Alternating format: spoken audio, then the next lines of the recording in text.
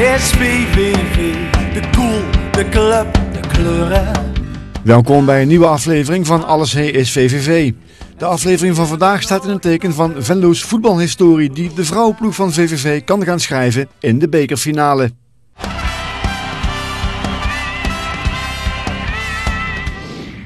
Vraag het de clubarchivaris en het is meteen duidelijk.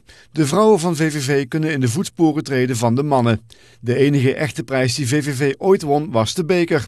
In 1959 won VVV de finale. In Den Haag tegen Den Haag. De vrouwen spelen hun finale komende zondag in Den Haag tegen Den Haag. En ze hebben er zin in. Ja, zeker. Als we dat halen, dan maakt het seizoen eigenlijk toch nog goed.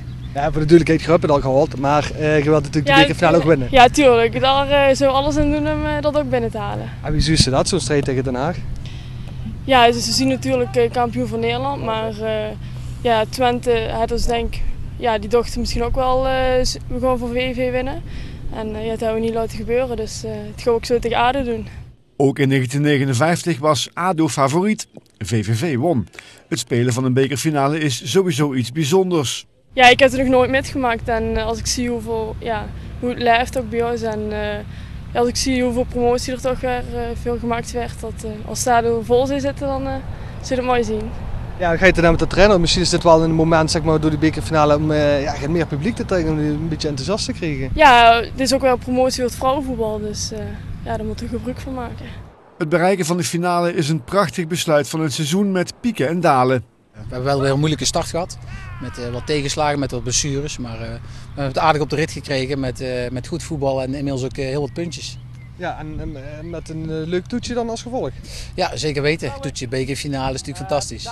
Ja, en ik weet niet, de meeste meiden hebben dat dan niet meegemaakt, denk ik, zo'n wedstrijd. En jezelf, weet ik niet? Nee, er zijn er 3 die het meegemaakt hebben. Eentje maar bij een betaalvoetbalorganisatie, 2 nog toen het amateurs waren. Dus voor iedereen is het een happening die iedereen nog lang zal heugen. Een unicum voor de Venlose ploeg. De meiden zijn dit seizoen uitgegroeid tot een hecht team. De trainer legt uit wat de kracht van de groep is. Nou, ik denk vooral de energie die in dit team zit. Veel plezier, veel beleving. Een mix tussen ervaring en jonge speelsters. En ik denk dat dat een hele goede match is. Als ik zo eens kijk, zijn het niet hele grote dames. Hè? Fysiek valt het nog wat minder. Nee. We hebben ook al enerzijds. Dat bedoel ik met beleving en sfeer. Dat is de jongste. Had ik het moeten zeggen? Nee, natuurlijk niet. Ik vind het geweldig. Het mag allemaal. Nee, ik denk dat wij ook wel een beetje selecteren op voetbal. Niet zozeer op fysiek. Kijk, in het meidenvoetbal is het allemaal niet zo groot.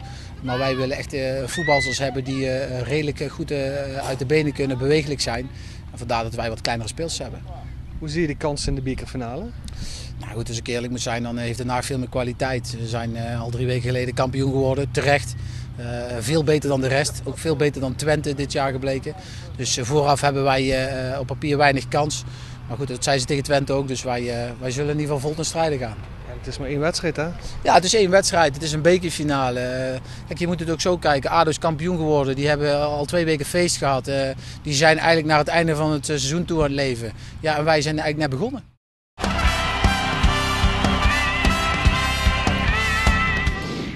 De vrouwen wachten dus nog de dag des oordeels. De mannen van VVV hebben die dag zondag al gehad. In de laatste en beslissende wedstrijd tegen Helmond Sport moest VVV behouden blijven voor de eredivisie.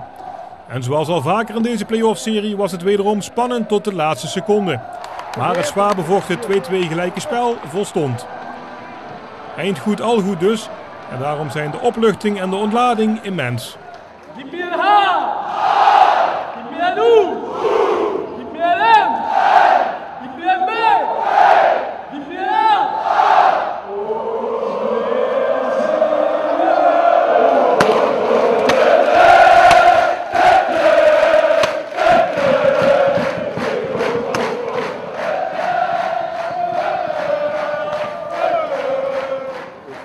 Hoeveel ben jij ouder geworden vandaag? Ja, moet jij zeggen. Jij ziet mij. Ik zie mezelf niet. Nee, het was veel spanning. En de laatste weken mag ik wel zeggen. Dus, maar ja, kijk, weet je wat het is? Aan het eind van de rit ik ben in januari gekomen en de ploeg zat diep. De club zat diep. We zijn eruit gekomen en we spelen volgend jaar Eredivisie. En dat was de doelstelling. En hoe of wat, het was niet makkelijk. Maar we hebben het gehaald en daar zijn we met z'n allen heel erg blij om. Ja, dat is uiteraard. Erin blijven is heel belangrijk. Van de andere kant is het zo, de grootste overwinning dit seizoen, dat was toch dat we erin geslaagd zijn. Dat nieuwe multifunctionele stadion, om dat van de grond te krijgen, in ieder geval door over afspraken te maken met de gemeente. Nou goed, want dat betekent onze toekomst en daar zullen we de komende 40, misschien wel 50 jaar mee vooruit kunnen. Dus in 2 jaar wil ik niet, want dan is het stadion pas klaar. Ja, daar komt het gewoon op neer. Hans Soentjes heeft al een paar keer gezegd, het is een kwestie van overleven waar we mee bezig zijn. En dat zal de komende 2 jaar zal dat zeker het geval zijn. Daarom vind ik het heel belangrijk dat we een trainer hebben, een trainerstaf eigenlijk, die weten wat dat betekent. Overleven, play-off spelen en zorgen dat ze er toch in blies. Dus hoe dan ook, de vandaag geschiedenis, want het is de eerste keer wat ik me kan herinneren, volgens mij sinds mensenheugenis, dat VVV langer dan 3 jaar achter elkaar in de Eredivisie speelt. Ja, nou goed, ik meen dat het inmiddels 50 jaar geleden is. Dus dat is inderdaad een prestatie van je welste. En, nou goed, ik ga ervan uit dat we ook komend jaar genoeg gewapend zijn om dan de strijd weer aan te kunnen gaan en verder in te blijven. Want uiteindelijk het belangrijkste is als we dadelijk het stadion klaar hebben, dat we dan Eredivisie spelen. Dat is het allerbelangrijkste. Yeah, it's very fantastic game, very difficult game for us. I don't know why when we go away we play nice game, but when we come our home match, every time was difficult for us. But we showed that it's not easy game for us. But I thank God for that. And this playoff was very important for you as well. You played an important role last week when you scored a winning goal in the last minute. Yes, also today I was in the church also play for the team, for God to help us, you know. I believe that without God we cannot reach anywhere, you know. With God all things are possible. So I believe that God will continue guiding VVV because I love VVV so much. Wie goed is de opluchting? Nou, die is enorm. We hebben verleden week natuurlijk al kunnen oefenen. En ik vond het verleden week eigenlijk nog erger als vandaag. Maar toen was ze op en neer gebotst. Tussen erin, eruit, erin, eruit. Dat ging in een keer of 4. De zag nu wat duidelijker dus toch dat Helmond op enig moment toch wel vermoeider begon te worden. Dus we hadden in de tweede helft hadden we toch de wedstrijd redelijk goed onder controle. Maar de wedstrijd is gewoon één doelpunt en de beste klas.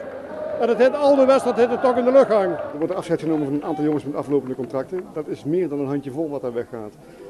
Werk aan de winkel, ook voor komende zomer, om volgend jaar weer opnieuw in die Eredivisie goed mee te kunnen doen. Ja, we hebben ook spelers die weggaan, of waar je afscheid van neemt vandaag. Die kunnen misschien weer terugkomen. Dat heeft allemaal te maken met aflopende contracten, met spelers die gehuurd zijn, noem maar op. En natuurlijk, wij spelen Eredivisie, dat is ook voor veel spelers aantrekkelijk. De manier waarop wij spelen, heb je ook gezien aan de spelers die wij gehuurd hebben in de winter. Die hebben veel gespeeld, die zijn beter geworden, die hebben weer een hoop ervaring opgedaan. Dus wat dat betreft is VVV een mooie club voor spelers die graag Eredivisie willen spelen. Dat is het probleem met zo'n no-competitie. Dat ze pas nu op dit moment weten in welke competitie dat ze spelen. En voor heel veel spelers is dat natuurlijk wel uitgangspunt. Dus we kunnen nu met de spelers die wij zelf nog in het vizier hebben en die hebben aangegeven ik wil mogelijk blijven, maar wel in de Eredivisie. Daar kunnen we nu ook mee de serieuze gesprekken ingaan.